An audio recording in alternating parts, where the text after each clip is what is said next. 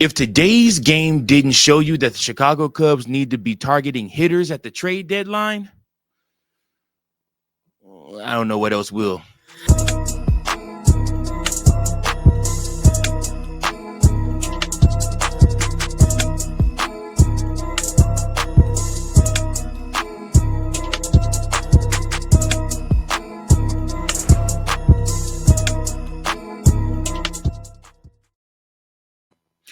Welcome in, everybody, to another episode of Chicago Cubs Central, your number one spot for all things Chicago Cubs. I'm your host, Mike Jones. Thank you so much for tuning in to another episode of this podcast, wherever you're catching us, whether you're on Apple, whether you're on Spotify, or whether you are on YouTube or X. Shout out to each and every last one of you that are a part of the Chicago Cubs Central family, C3 fam for short. Make sure that you like, share, subscribe to the channel. Please make sure that if you want to, you can leave a voicemail at 217-816-5498. Join the fun. Also, you can write me at cubsbaseball1992@gmail.com. Thank you all so much for tuning in. The Chicago Cubs did go ahead and improve their record to 44-28 on the season, winning a winning a series against the Pittsburgh Pirates 3-1. So that's right, y'all. You know what we got to do. Anytime the Chicago Cubs win, we got to go ahead and fly that W. Thank you guys so much. Thank Chicago Cubs so much for getting that win. The Pittsburgh Pirates fall to 29-44 on the season. Now, how did this game come about? Well, Colin Ray was on the bump for the Chicago Cubs. He did end up going 6 innings for the Cubs, and after surviving that first, he was able to settle down. But he went 6 innings for the Chicago Cubs with 4 hits, 2 earned runs, 1 walk, and 4 strikeouts on 81 pitches, 57 of those being strikes. His ERA is now 3.84. Colin Ray, like I said, started out this game kind of struggling a little bit. He did give up some hits to the Pirates in the first, end up giving up the only 2 runs the Pirates scored in the whole game were given up in that first inning. And that's going to happen from time to time, especially with a guy like Ray, whose velocity has dropped. And it's more so about his stuff. And if he's locating his spots and his pitches, you kind of expect sometimes for him to get banged up and get hit. So, I mean, it was going to happen, but he limited the damage. Just 2 runs. And that's what you look for. That's a quality start. 6 innings, quality start for Colin Ray. You ask him to be able to come in, keep the total line, keep them from scoring. The Chicago Cubs did roar right back in the bottom of the first and scored 2 runs, one on Suzuki grounding out to second that brought in Ian Happ, and then Swanson singling to right and bringing in Michael Busch. So the Chicago Cubs it was a 2-2 game all the way up until extra innings again. Second time they went extra innings with the Pirates. So, I mean, it may be more good pitching, at least to the Chicago Cubs. And when they play the Chicago Cubs, it may be more good pitching in the Pirates system than maybe we're giving them credit for or that we know about, because Chicago Cubs struggled this week with the Pittsburgh Pirates and scoring. I mean, just timely hits, clutch hits, everything like that. I mean, so we did have 3 games that were decided by 1 run, and then we had 1 game where Chicago Cubs far and away beat them. So like I said, you kind of look at that and you're like, man, Pirates might have some trade pieces at the deadline if they so choose to. I love the kid that pitched for them, the rookie that pitched for them yesterday. He did a fantastic job for the Pittsburgh Pirates. Burrows, I think, like I said, he looked great for Mike Burrows. Looked great for the Pittsburgh Pirates yesterday. He's a young guy too, on a rookie deal still. So again, he's something, a building block to build off of. But the Pirates pitching, it's not that bad at all. So the Chicago Cubs were able, though, at the end of the day, to get the win. This came due to Ian Happ. So first up, they had the Manfred Man, which ended up being Bruhan on second. He ended up stealing third, which saved the Chicago Cubs from having to bunt him over to third. Or he stole third, and then they walked Kyle Tucker after that, and then after that, Ian Happ was able to get a base hit.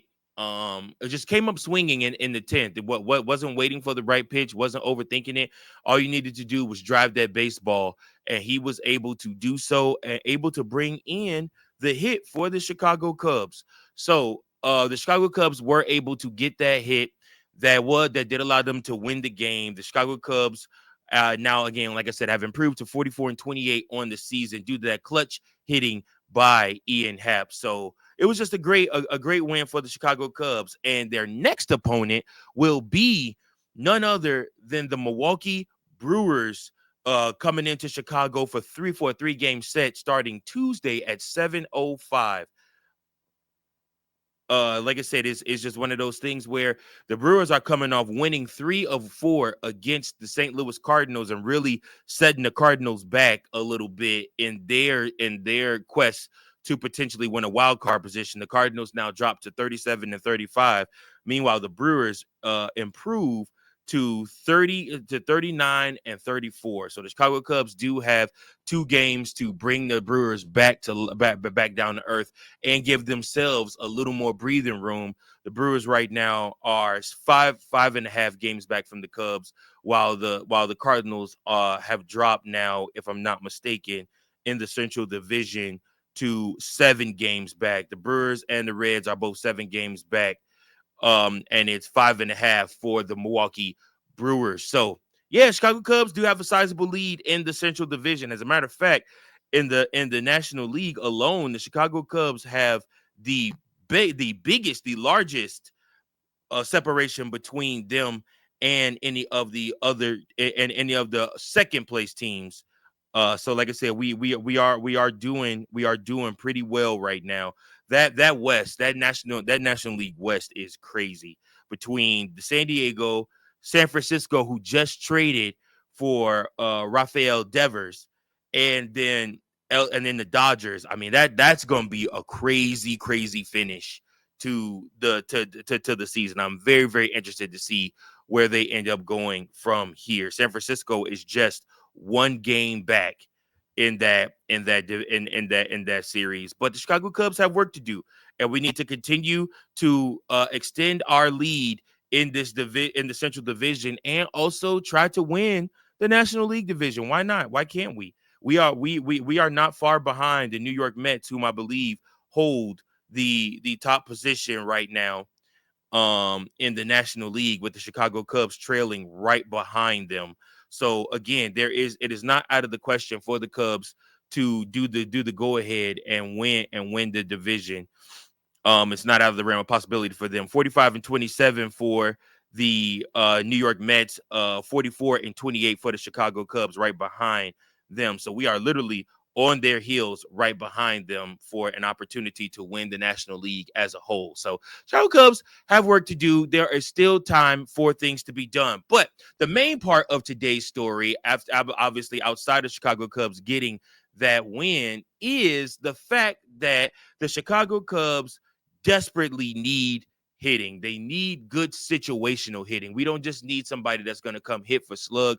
I feel like we need good situational hitters, guys that can come in and make it happen for the Chicago Cubs when the team is struggling as it is right now. Teams are going to start walking Kyle Tucker even more in these one-run tied up games with the game on the line, because they know what he can do. And it's going to be up to Dansby Swanson. It's going to be up to the Ian Happ. It's going to be up to Nico Horner. And that's not to say that those guys aren't up to the challenge. But it only benefits you more to have more hitters that could take the pressure off guys like Tucker and guys like PCA. So the Chicago Cubs have a need for more hitting. We need more hitting. So I want to know from you guys, who are some batters, some hitters, some bona fide hitters that you guys think the Chicago Cubs should look to go after in the trade, at the trade deadline, in the trade market.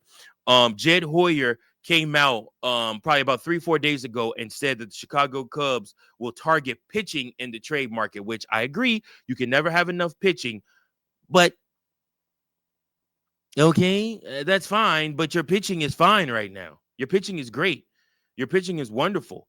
Again, you do still need another starter. I'm not gonna say wonderful. I'm not gonna say great. You do still need another starter. Chicago Cubs absolutely do need to go and work on getting another starter. However, at the same time, you do still need to make sure that you also get somebody else that can hit, preferably an infielder. So I mean, as we get close to the deadline, I'll start doing episodes kind of highlighting some of the potential trade opportunities and options that the Chicago Cubs could look at. But the Chicago Cubs need another hitter. Make no mistake about it. That needs to be numero uno one. We need another hitter. We need somebody solid that we could depend on. Somebody to take the pressure off Kyle Tucker and the pressure off PCA. Michael Busch, he's kind of regressed a little bit. Dansby Swanson is progressing, but again, he still goes through his slumps. Ian Happ is coming back to life a little bit.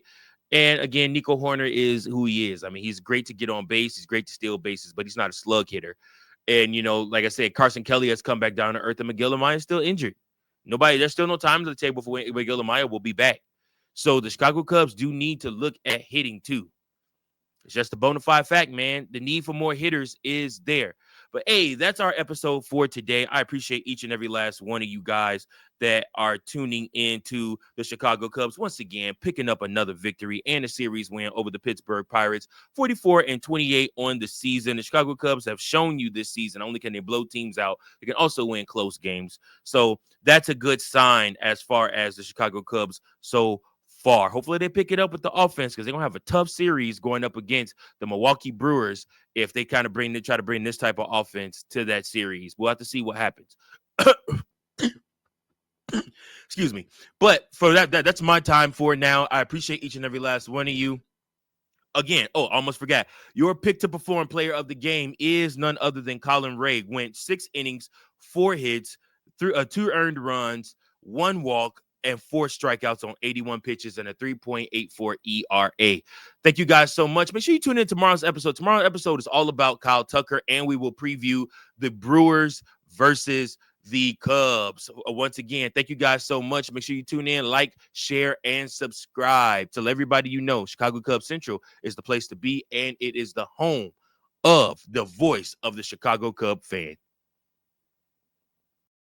Thank you for watching another episode of Chicago Cubs Central, the #1 spot for all Chicago Cubs content.